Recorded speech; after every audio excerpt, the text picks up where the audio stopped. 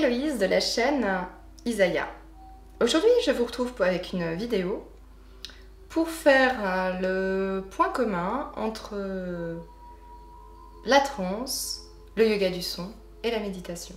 Alors, je vous invite à commenter en lien sous la vidéo pour partager avec moi vos expériences, vos ressentis, et aussi, si vous en avez l'élan du cœur, à vous abonner à ma chaîne YouTube.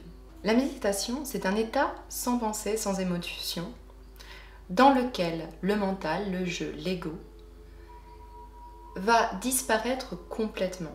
Il n'y a plus personne pour pouvoir commenter cette expérience. Le mantra, grâce à sa répétition, va venir capter le mental, concentrer l'esprit et éliminer les pensées parasites afin de permettre la méditation. N'oublions pas, tout est vibration. De par la vibration du mantra et sa résonance intérieure, ça va venir ouvrir des portes de conscience à l'intérieur de nous. Ce qui va nous amener à goûter la plénitude de l'absolu.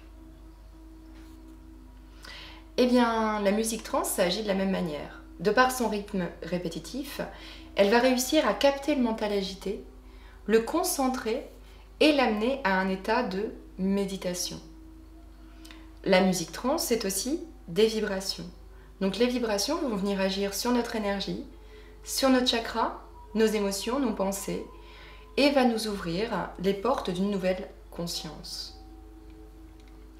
La transe, c'est un état qui est recherché par les chamans et qu'ils atteignent grâce à des chants, à de la danse ou à des rythmes répétitifs de tambour ou d'autres instruments de musique.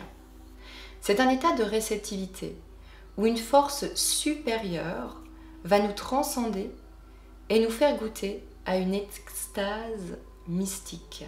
Dans le yoga du son, comme dans la trance musique, nous cherchons à atteindre un état d'unité.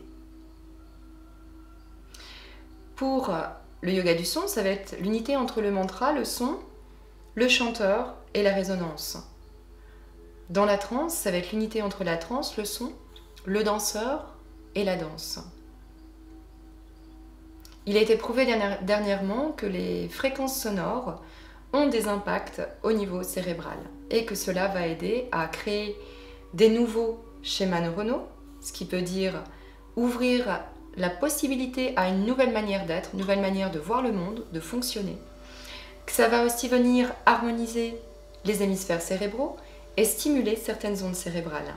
Le mantra et la transe vont agir tous les deux au niveau de la création de schémas neuronaux et de l'harmonisation des hémisphères cérébraux.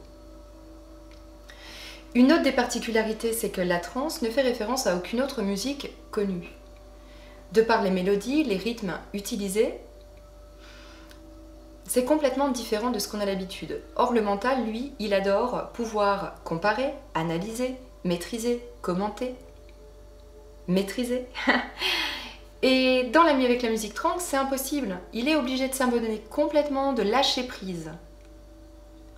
Il ne peut pas faire référence à une autre musique, à des choses déjà vécues. Et avec les mantras, c'est la même chose. Les mantras sont en langue d'origine hindouiste, hébraïque, bouddhiste, des chants grégoriens, du Kototama.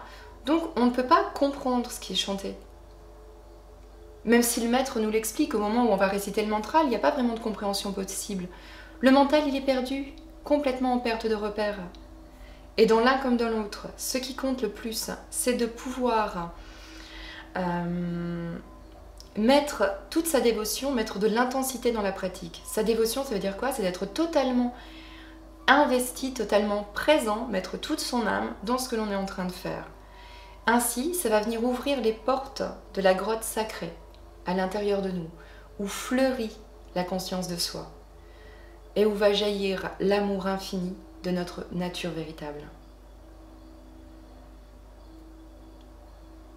J'espère que vous pourrez découvrir et le yoga du son et les festivals de musique trance. En attendant, merci d'avoir regardé ma vidéo. Namasté.